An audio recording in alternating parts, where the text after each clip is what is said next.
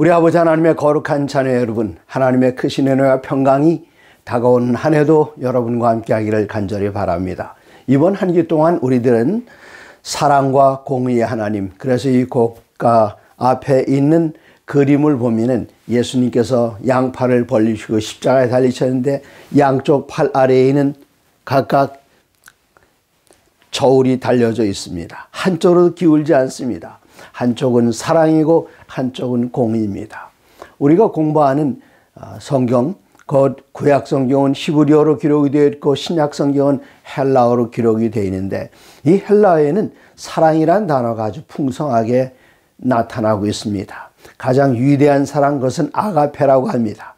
그리고 친구끼리의 사랑은 필리아라고 이야기합니다. 그리고 로맨틱한 사랑은 에로스라고 말하고요. 또 스토르게라는 사랑도 있는데 그것은 가족 구성원끼리 나누는 그 따뜻한 사랑을 스토르게라고 했고, 그리고 마지막으로 크세니아라는 단어가 있는데 이것은 사랑이라고 직접 그렇게 표현하는 일은 많지는 않습니다만 사랑을 의미합니다. 이것은 영어로 표현하면 hospitality, 바깥에서 손님이 왔을 때 손님 대접을 잘하는 그런 사랑은 크세니아라고 합니다. 이렇게 5개의 사랑 가운데 우리들은 일반적으로 알기를 하나님께서 우리를 사랑하신 그 사랑은 아가페다, 거기만 알고 있습니다만은 신약 성경 여러 곳에는 아가페 대신에 필리아라는 친구끼리의 우정을 나누는 그런 사랑도 하나님의 사랑에 표현한 것으로 기록된 곳이 있습니다. 위에서 아래로만 내리 사랑하는 그런 사랑이 아니라 하나님께서 몸을 낮춰 내려오셔서 우리와 대등한 관계 속에서 친구끼리 나누는 사랑, 이거 더 감동적이지 않습니까? 물론 하나님의 그 아가페 사랑도 놀랍습니다만은 이 필리아 사랑, 이것도 무시할 수 없는 그런 사랑입니다. 요한복음 3장 16절에 여러분께 잘 아시는 것처럼 하나님께서 우리를 얼마나 어떻게 사랑하신지를 잘 표현하고 있습니다. 그 놀라운 사랑. 저희 어머니께서는 돌아가시기 한 달 전쯤 제가 어머니를 방문했는데 그 한 달 동안 어머니께서 입에서 자주 나오는 그 성경 말씀은 요한복음 3장 16절이었습니다. 하나님이 세상을 이처럼 사랑하사 독생자를 주시니 저를 믿는 자마다 멸망치 않고 영생을 얻게 하려 하심이라. 어머니께서는 그 말씀을 끊임없이 암송하시는 가운데, 그리고 마지막으로는 예수님 하늘나라 가고 싶어요, 마지막 말씀이었습니다. 시편 145편 9절에는 여호와께서는 모든 것을 선대하시되 그 지으신 모든 것에 긍휼을 베푸시는도다. 하나님께서는 사람만 사랑하시는 것이 아니라 하나님께서 지으신 이런 모든 천연계에 있는 것들을 다 사랑하십니다. 그러므로 천연계에 있는 것들, 어떤 것들은 무생물이라고 해서 우리가 무시하면 안 됩니다. 하나님께서 사랑으로 여러분과 저를 위하여 만들어 주신 보물 덩어리들입니다. 다시 읽어볼까요? 여호와께서는 모든 것을 선대하시되 그 지으신 모든 것에 긍휼을 베푸시는도다. 사람뿐만 아니라 동물계, 식물계, 무생물계까지 하나님께서는 당신의 지은 것을 귀하게 보신다, 그 말씀입니다. 무생물이라고 해서 사랑의 대상이 아닐까요? 여러분이 가지고 있는 아끼는 것들 가운데 대부분 무생물이 아닙니까? 여러분께서 그런 것들을 사랑하시는 것처럼 하나님께서 지으신 모든 것들을 사랑하십니다. 어떻게 사랑하시는지 베드로후서 3장에는 하나님의 사랑이 놀랍게 표현되는데 베드로후서 3장 9절입니다. 8절부터 읽겠습니다. 사랑하는 자들아, 주께는 하루가 1000년 같고 1000년이 하루 같다는 이 한 가지를 잊지 말라. 9절, 주의 약속은 어떤 이들이 더디다고 생각하는 것 같이 더딘 것이 아니라 오직 주께서는 너희를 대하여 오래 참으사 아무도 멸망하지 아니하고 다 회개하기에 이르기를 원하시느니라. 예수님께서 속히 오실 줄을 초대교회의 모든 신자들이 다 믿었습니다. 제자들은 예수님께서 그들이 살아있는 동안에 다시 오시리라고 생각했습니다만 그로부터 2000년이 지난 예수님께서는 아직도 안 오십니다. 제가 처음 예수님을 믿은 것 1970년 10월 3일 날 침례받았습니다. 고등학교 2학년 때였습니다. 그때 예수님께서 곧 오실 줄 알았어요. 그리고 간절한 마음으로 사모했습니다. 그 당시엔 또 날짜 시기를 정하는 분들이 있어서 예수님께서 언제 오신다, 그리고 예수님을 맞이하기 위해서 저 산속으로 가는 분들도 계셨습니다. 그러나 예수님은 아직도 안 오셨어요. 그때 그런 뜨거운 열심으로 교회 다니던 분들을 지금 나오지 않는 분들이 저를 보고 아직도 예수님이 안 오셨는데 정말 오실 것이냐? 여기 이 말씀 보시면은 그래도 예수님께서는 우리를 기다리십니다. 우리를 첫날을 기다리다가도 주님 앞에 제가 왔습니다 하면은 단 하루 기다리셨던 것처럼 끌어안으시고, 주의 약속은 어떤 이들이 더디다고 생각하는 것이 더딘 것이 아니라 오직 주께서는 너희를 대하여 오래 참으사 아무도 멸망하지 않고 다 회개하기에 이르기를 원하시느니라. 지금 이 땅에 생존해 있는 사람들뿐만 아니라 아직 태어나지 않은 그 사람들을 보고 계시는데, 저는 금요일날 아침 9시를 기다립니다. 왜 그런가 하면 매주 금요일날마다 미국에 있는 초등학교 다니는 4명의 손자 손녀들, 그 아이들하고 줌으로 성경을 공부하는데 지금 다니엘서를 공부하고 있어요. 이 어린아이들이 6학년, 5학년, 3학년, 2학년 이 4아이들이 그날을 기다리면서 할아버지 우리 이거 매일 공부하면 안 돼요? 매일 공부하면 참 좋겠습니다만은 제 시간의 제약 때문에 그렇게 못하는데, 제가 고등학교 2학년 때 1970년에 지금부터 55년 전에 예수님께서 오셨다면 저는 제 아들들도 못 만나고 사랑스러운 며느리들도 못 만났고 그리고 제 손자 손녀는 태어나지도 않았을 것입니다. 우리 하나님께서 이 사랑스러운 이 아이들에게 복음의 기회를 주고 영생의 기회를 주기 위하여 기다리고 기다리십니다.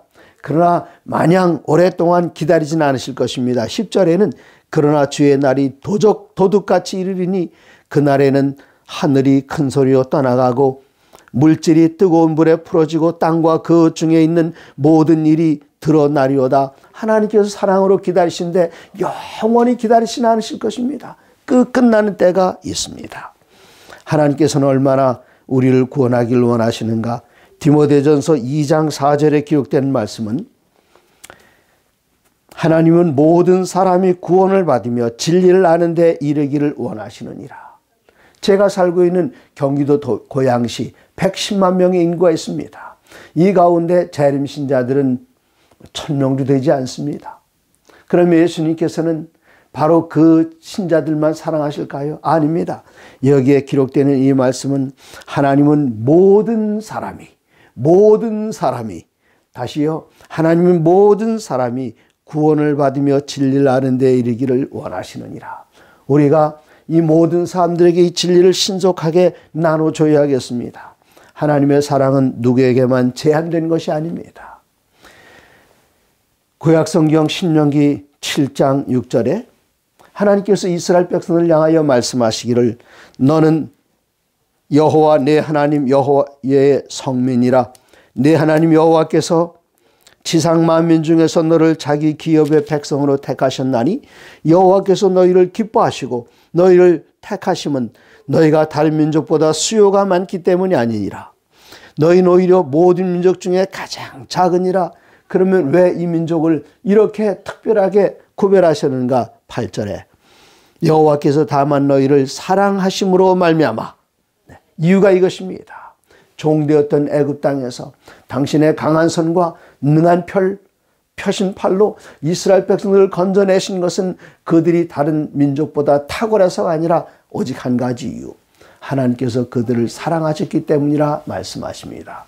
그러면 우리들이 이렇게 하나님의 은혜 안에서 정말 잘 살고 잘 먹고 잘 누리고 또 대한민국 사람이 전 세계 많은 나라들 가운데 비록 여러 가지 어려움은 있습니다만은 탁월한 민족으로 드러나는 것은 우리가 잘나서가 아닙니다.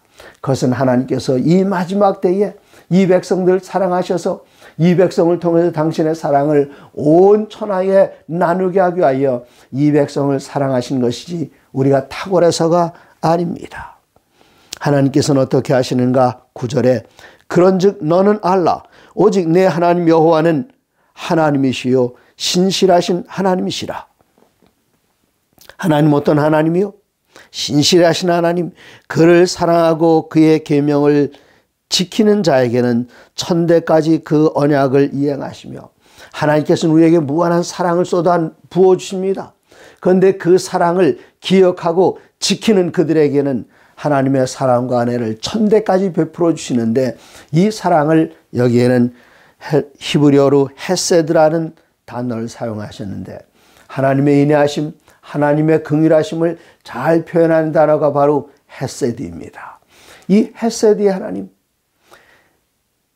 우리가 하나님의 말씀과 명령에 거하면 천대까지 우리를, 와우, 천대면은 얼마지요? 한 세대를 30년으로 삼는다면 천대면은 3만 년입니다. 네, 3만 년. 어쩌면 아담부터 우리까지 아직 천대가 되질 않았습니다. 하나님의 계명을 지키고 하나님의 뜻대로 살면서 하나님의 사랑을 영접하는 자에게는 자자손손 축복해 주시겠다는 이 놀라운 약속. 그러나 하나님께서 그토록 엄청난 사랑을 우리에게 베풀어 주셨음에도 불구하고 10절입니다. 그를 미워하는 자는 누가 하나님을 미워하겠습니까?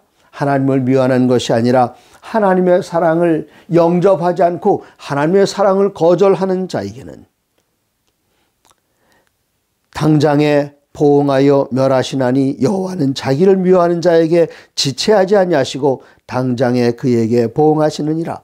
그런즉 너는 오늘 내가 내게 명하는 명령과 규례와 법도를 행할 것이니라. 절대로 여기서 떠나면 안 된다는 아주 강력한 메시지를 이렇게 표현하셨습니다. 이젠 신약 성경으로 가서 로마서 11장 22절의 말씀을 보겠습니다. 로마서 11장 22절에는 그러므로 하나님의 인자하심과 준하심을 보라. 넘어지는 자들에게는 준엄하심이 있으니 너희가 만일 하나님의 인자하심에 머물러 있으면 그 인자가 너희에게 있으리라. 그렇지 않으면 너도 찍히는 바 되리라. 이스라엘 백성들에게 하나님의 인자가 머물렀습니다. 그러나 그들이 하나님의 사랑을 거절할 때에 하나님의 준엄하심이 나타나서 너희도 그렇지 않으면 찍히는 바 되리라. 옛날 이스라엘 백성들, 그리고 이 마지막 시대에 그 여자의 씨의 남은 자손들, 하나님의 계명을 지키며 예수의 증거를 가진 그들, 얼마나 자부심이 있습니까? 하나님의 그 놀라운 눈동자가 세초부터 세말까지 눈동자같이 우리를 지켜 보호하시는데, 그러나 우리가 그곳에 자만하고 여기서 떠나면 하나님의 준엄하심이 나타나서 찍히는 바 되리라. 그렇게 말씀하십니다. 옛날 이스라엘 백성들이 하나님을 떠나서 반역할 때에 하나님께서는 호세아 선지자를 통해서 말씀하십니다. 너희가 어쩌면 이렇게 자주 반역해서 이방신들에게로 내달려가고 있느냐? 그것을 하나님께서는 한 선지자에게 경험하게 하셨습니다. 호세아 선지자는 음란한 여자를 맞이하여 아내를 삼았지만 도망갑니다. 그러면 엄청난 돈을 가져와서 이 여인을 다시 사옵니다. 그런데 또 다른 데로 가고, 이렇게 반복할 때 하나님께서는 아주 따끔하게 야단치시는데 호세아 9장 15절에 말씀하시기를 그들의 모든 악이 길갈에 있으므로 내가 거기에서 그들을 미워하노라. 하나님께서 하나님의 백성을 미워하였노라 말씀하셨습니다. 그들의 행위가 악함으로 내 집에서 그들을 쫓아내고 다시는 사랑하지 아니하리라. 그들의 지도자들은 다 반역한 자니라. 하나님께 결심하시고 내가 다시는 사랑하나 봐라. 사랑하지 않는다. 그러면 하나님께서는 이스라엘 백성을 영원히 버리셨을까요? 하나님께서 그렇게 준엄하게 경고하셨을지라도 호세아서를 끝내는 14장에 감동적인 말씀이 있습니다. 호세아 14장 4절입니다. 내가 그들의 반역을 고치고 기쁘게 그들을 사랑하리니 나의 진노가 그에게서 떠났습니다. 이스라엘 백성들이 스스로 아이고 하나님 잘못했습니다. 하나님께 돌아왔을까요? 그게 아니었습니다. 그럼 어떻게 그들이 돌아오게 됐나요? 14장 4절 호세아서 내가 그들의 반역을 고치고, 스스로 고치는 것이 아니라 하나님께서 오셔서 그들의 반역을 또다시 고쳐주셨습니다. 내가 그들의 반역을 고치고 기쁘게 그들을 사랑하리니, 우리가 하나님을 사랑할 능력이 없습니다. 하나님의 그 크신 사랑이 우리가 곁길로 나갈 때에 다시 붙들어 주시고 이끌어 주십니다. 그런데 또 도망갑니다. 그럼 하나님께서는 이 백성 이건 도저히 안 되겠다. 내가 너희 사랑하나 봐라. 하지만 하나님께서는 곧 돌이키시고 내가 너를 고치겠다. 너를 누가 만들었느냐? 내가 만들지 않았느냐? 하나님께서는 내가 그들의 반역을 고치고 기쁘게 그들을 사랑하리니. 어떻게 반역한 자식을 고쳤다고 해서 기쁘게 사랑하시겠습니까? 그런데 하나님께서는 이 반역한 이 백성을 위해서 기쁘게 사랑하십니다. 그리스도 예수를 이 땅에 보내셔서 이 죄 지은 백성들, 그러나 이 죄 지은 백성들이 누구인가? 독생 성자께서 위하여 돌아가시고 피 흘려 돌아가신 주님께서 그런 사랑으로 나타낸 대상, 그 대상을 우리 하나님께서는 고쳐주시고 기쁘게 사랑하신다 말씀하셨습니다. 이 하나님은 어떤 하나님이십니까? 요한일서 4장 7절에는 사랑하는 자들아 우리가 서로 사랑하자. 사랑은 하나님께 속한 것이니 사랑하는 자마다 하나님으로부터 나서 하나님을 알고. 그 다음 절은 여러분 다 아시죠? 요한일서 4장 8절 사랑하지 아니하는 자는 하나님을 알지 못하나니 이는 하나님은 사랑이심이라. 그렇게 말씀하십니다. 어떤 분이 그렇게 표현하셨어요. 하나님을 사랑 덩어리라 그렇게 표현하셨습니다. 좀 표현이 재밌긴 하죠. 어쩌면 뭐 지나쳤는지는 몰라도 정말 하나님은 사랑 그 자체이십니다. 그 무한하신 사랑으로 우리를 먼저 사랑하셨습니다. 이 사랑은 우리가 스스로 가지고 있었던 것이 아니라 요한일서 4장 19절에 우리가 사랑함은 그가 먼저 우리를 사랑하셨습니다. 우리가 스스로 사랑할 수 없습니다. 하나님께서 우리를 먼저 사랑하셨기 때문에 그 사랑에 반응해서 하나님을 사랑하고 하나님께서 우리를 사랑하셨기 때문에 그 무한하신 사랑으로 사랑하셨기 때문에 그 사랑을 우리가 이웃과 나누는 것입니다. 누가복음 15장에는 탕자에 관한 비유가 있습니다. 어느 집에 두 아들이 있었는데 한 아들이 아버지 돌아가시면 이거 재산 저에게 주실 거죠? 형하고 저에게 줄 것 아닙니까? 지금 주시면 안 되겠어요? 아버지는 된다 그랬을까요? 안 된다 그랬을까요? 안 된다 그러셨습니다. 그걸 나눠주면 아들이 떠나갈 것을 아시기 때문에 탕자를 기다리는 아버지는 탕자가 집을 나간 다음부터 기다리는 것이 아니라 나가기 전부터 기다리고 계셨습니다. 그러나 이 세상에 자식을 이기는 부모가 없다고 자식에게 재산의 커다란 부분을 떼어서 아들에게 줬습니다. 아들은 신이 나서 그것을 가지고 돌아다녔습니다. 어디 가나 대환영입니다. 돈이 있으니까요. 돈이 있을 동안에는 환영받았지만 이 나라에 기근이 들었을 때에 가지고 있던 돈도 다 떨어지고 친구들도 다 없어지고 이제는 홀로 외롭게 됐어요. 돈 있을 때에 가까이 지내던 친구들 다 떠나갔습니다. 이제는 이방 땅에서 어떻게 할지 몰라요. 그때 여기 사람 구합니다. 구직 광고 쫓아가 봤습니다. 가서 보니까 돼지 키우는 것. 이스라엘 사람들은 돼지하고는 상종 안 하지요. 그런데 돼지 키우는 집. 근데 여기에 뭐라고 써 있는가 하면은 급여는 드릴 수 없지만 하루 두 끼는 먹여준다고. 세상에 이런 기근의 때에 그게 어딥니까? 쫓아가서 돼지 치려는데 항상 배가 고파요. 밤에 잠자는데 꼬르륵 소리가 들립니다. 너무나 추워서 다른 데서 못 자고 이 돼지들 틈에 의지해서 돼지 체온에 의해서 좀 따뜻하게 자보려고 했는데 꼬르륵 소리가 돼지 배에서 나는 것이 아니라 자기 배에서 납니다. 먹을 게 없을까? 먹을 게 어디 있겠습니까? 손을 더듬더듬해 보니까 돼지가 먹다 남긴 쥐엄나무 열매가 있어서 돼지가 볼세라 얼른 입 집안에 넣고 우물거렸는데 그렇게 고소할 수가 없어요. 그때 구름 위로다가 달이 환하게 빛날 때에 자기 처지가 너무나도 한심스러웠습니다. 우리 집에는 내가 부리던 종들도 나를 도련님하고 모시던 그 종들도 나보다는 그 아이들도 지금쯤이면 저녁 식사 잘하고 따뜻한 곳에서 잘 자고 있겠지. 안 되겠다. 내가 일어나 가리라. 아버지께로 가리라. 이때 이 아들이 내가 아버지께로 가리라. 그 결심한 것은 무엇 때문입니까? 아버지가, 자기가 알고 있는 아버지가 내가 집에 가면 너 요놈 어디 가서 무슨 짓 하다 이제 들어왔냐? 그 꼴이 뭐냐? 내가 너 준 돈은 다 어디 갔어? 그거 값 다시 내놔라. 아버지가 그럴 아버지였다라면 작은 아들이 돌아가지 않습니다. 그의 마음 가운데 알고 있는 아버지는 어떤 아버지죠? 사랑의 아버지입니다. 인자한 아버지입니다. 자기를 받아줄 수 있는 아버지입니다. 그러므로 이 자식이 난 회개하고 돌아간다. 스스로의 결심이 아니라 아버지의 인자하심과 아버지의 사랑이 그 집 나간 아들을 끌어당긴 것입니다. 그게 없었다면 이 아들은 결코 집에 못 들어갔을 것입니다. 그래, 내가 집에 뻔뻔스럽게 들어가서 제가 작은 아들입니다. 아들 노릇하겠습니다. 그 말은 참아 못하지. 그냥 이 집안의 품꾼 중에 이제는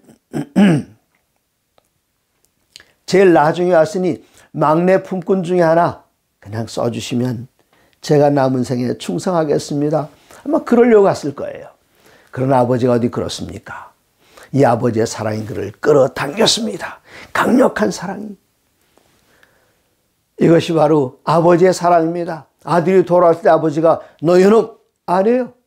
아버지는 그 아들을 멀리서 보고 아직 거리가 멀리 떨어졌지만 아들이 오구나. 뛰어나가서 맨발에 뛰어나가서 아들을 끌어안고 그리고 입을 맞추고 아이고 너 이 꼴이 뭐냐. 얘들아 우리 집에 제일 좋은 옷 가지고 와라. 옷 입혀주고 아직 목욕도 안 했는데요. 신발 신겨줘라. 종들은 신발 안 신고 다니는데 맨발로 다니는데 건강에 좋았겠지요. 그러나 맨발로 다니는 것은 위험할 수 있습니다. 신발을 신겨라. 이것은 이젠 종이 아니라 아들로 맞아준다는 것입니다.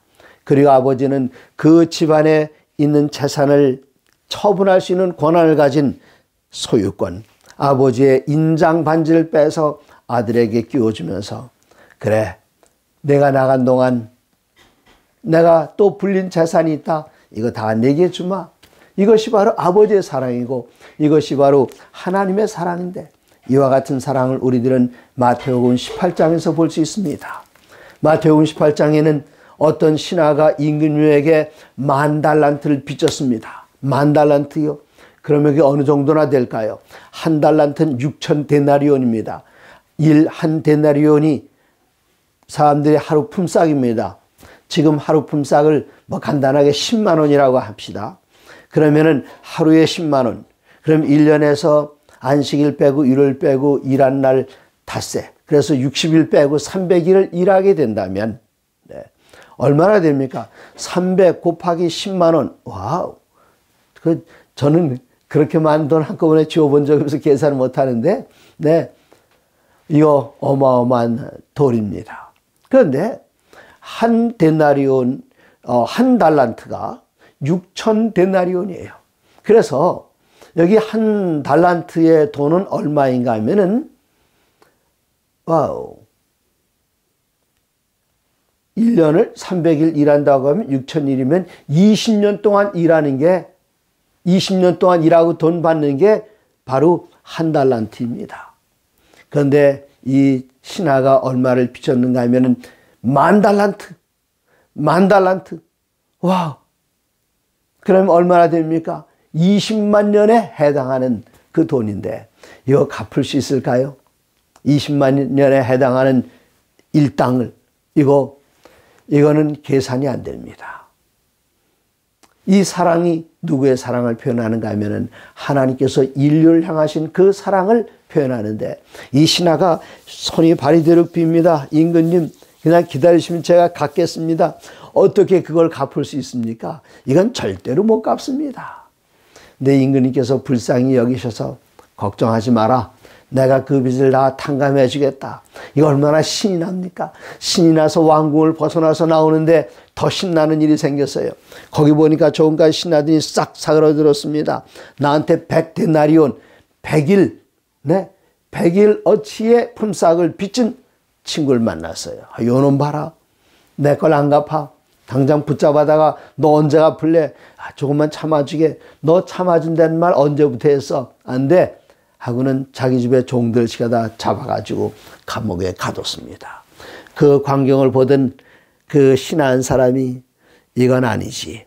가서 임금님에게 가서 고해 바쳤어요.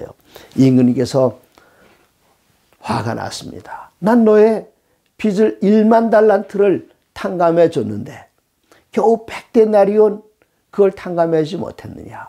여기 1만 달란트의 빚, 이것은 하나님의 사랑입니다. 그러므로 하나님께서는 이 왕이 원하는 것처럼 내가 너 1만 달란트를 탕감해 줬으면 너도 사랑을 베풀어서 100데나리온을 탕감해 줘야 되는 것 아니냐? 이거는 당연히 할 수 있는 얘기 아닙니까? 그래서 우리들은 하나님으로부터 큰 빚을 졌으므로 어떻게 해야 될까요? 그 빚진 것을 나눠줘야 됩니다. 하나님께로부터 엄청난 사랑을 받았으면 그 사랑을 이웃과 나누는 것, 그것이 바로 하나님께서 우리에게 기대하시는 것입니다. 요한일서 3장 1절에는 보라, 아버지께서 어떠한 사랑을 우리에게 베푸사 하나님의 자녀라 일컬음을 받게 하셨느냐. 하나님께서 우리에게 베풀어 주신 사랑, 어떠한 사랑입니까? 그 사랑은 이 우주에서 가장 비싼 사랑입니다. 왜요? 하나님이 세상을 이처럼 사랑하사 독생자를 주셨습니다. 이 세상에 어떤 누구를 사랑한다 한들 자기 자식을 죽도록 내주며 사랑할 수 있겠습니까? 그런 일은 없어요. 그런데 하나님께서는 온 우주에 단 한 분 독생성자 예수님을 우리에게 보내주셔서 정말 이게 어떠한 사랑입니까? 그래서 하나님이 세상을 이처럼 사랑하사 독생자를 주셔서 그 사랑을 영접하는 사람들에게는 영원한 생명을 주셨고, 이제 영원한 생명을 주셔서 요한복음 1장 12절 하나님을 사랑한 자 곧 그 이름을 믿는 자들에게는 하나님의 자녀가 되는 권세를 주셨다 말씀하셨습니다. 이제는 하나님의 자녀가 됐어요. 얼마나 놀라운 특권입니까? 이 놀라운 사랑을 받았으니 하나님께서 우리들에게 기대하시는 그것은 무엇인가? 요한복음 15장 12절입니다. 요한복음 15장 12절에는 말씀하시기를 내 계명은 곧 내가 너희를 사랑한 것 같이 너희도 서로 사랑하라 하는 이것이니라. 하나님께서 우리를 어떻게 사랑하셨습니까? 독생자를 내주실 정도로. 예수님 우리를 어떻게 사랑하셨습니까? 십자가에서 우리를 위하여 피와 땀과 눈물을 흘리실 정도로 사랑하셨습니다. 12절 내 계명은 내가 너에게 명령하신 것은 곧 내가 너를 사랑한 것 같이 너희도 서로 사랑하라 하는 이것이니라. 누가 누구를 사랑하셨든 주님께서 우리를 아가페의 사랑으로 사랑하셨던 것처럼, 아가페의 사랑이요? 그건 하나님 우리에게는 하는 거죠? 아닙니다. 우리들이 예수님의 사랑을 경험했다면 우리들도 다른 사람들에게 아가페의 사랑을 나눠줄 수 있습니다. 필리아의 사랑을 나눠줄 수 있습니다. 스토르게, 이젠 하나님의 안에서 우리는 모든 가족 구성이 됐으니 스토르게의 사랑을 줄 수 있습니다. 크세니아, 하나님께서 우리를 여관방 주인으로 만드셨습니다. 여관방 주인 얘기 아시죠? 선한 사마리아인 이야기입니다. 선한 사마리아인이 강도 만난 사람들 데리고 여기저기 다 다녔지만 그를 환영하는 집이 없었지만 저 끝에 있는 자그마한 여인숙 집 주인이 영접했습니다. 그때 그 주인은 들어와서 잘 대접했는데 그게 바로 크세니아입니다. 그러므로 우리 주님께서 우리들에게 베풀어 주신 사랑, 영원하신 무한하신 사랑, 아가페의 사랑, 그것을 우리들 나눠줄 수 있습니다. 여기에 14절엔 이렇게 말씀하십니다. 너희는 내가 명하는 대로 행하면 곧 나의 친구라. 친구? 예수님 왜 친구가 되는 것? 친구끼리 나눈 사랑은 뭐죠? 필레아. 내가 너와 함께 필레아의 사랑을 나누기 원한다. 난 너에게 아가페의 사랑을 주었고 필레아의 사랑을 나누기 원한다. 14절 너희는 내가 명하는 대로 행하면 곧 나의 친구라. 여러분 새해에는 예수님의 친구 되실 생각이 없으십니까? 저는 예수님의 친구 될 생각이 있습니다. 그리고 요한복음 1장 12절에 말씀한 것처럼 영접하는 자 곧 그 이름을 믿는 자들에게는 하나님의 자녀가 되는 권세를 주셨다 했으니 저는 우리 하나님의 자녀로서 예수님의 형제로서 예수님의 친구로서 예수님의 한 가족으로서 오늘 하나님께로부터 배우는 그 놀라운 사랑은 그 사랑을 아가페의 사랑을 실천하고 필레아의 사랑을 실천하고 스토르게의 사랑을 실천하고 크세니아의 사랑을 실천하면서 우리 주위에 있는 모든 사람들에게 하나님께서 나를 사랑하신 그 사랑의 물결의 통로가 되어서 이웃 사람들에게 이 귀한 사랑을 나눠주기를 원합니다. 여러분 새해를 맞이하면서 이 하나님의 놀라운 사랑을 세상에 반사하고 놀라운 사랑의 통로가 되어서 이웃 사람들에게 나눠줌으로 하나님의 자녀 예수님의 친구로서의 그 아름다운 지위를 흔들림 없이 붙들고 유지하시다가 우리의 친구 우리의 큰형님 되시는 주님 십자가 서셨던 그분께서 이제는 만왕의 왕으로서 만주의 주로서 금면류관을 쓰시고 저 구름 가운데 오실 때에 그 자리에 함께 서게 되시기를 간절히 바랍니다.